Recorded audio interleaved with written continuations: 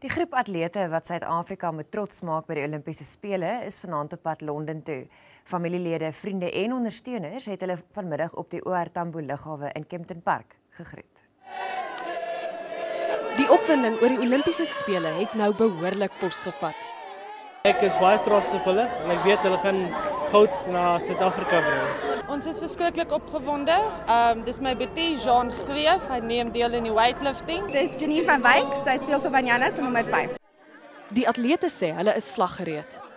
Thank you to all of you for coming out here. It means a lot for all of us to see the country behind us. And I just want to say from the athletic side, I know the athletes are well prepared. We're going to make you proud. The medal would be incredible, but as a team that's still developing, I know we're going to go out there and make Team South Africa proud. Die 800 meter ster Caster Semenya sal die land se amptelike vlagdraer wees by volgende Vrydag se openingsseremonie.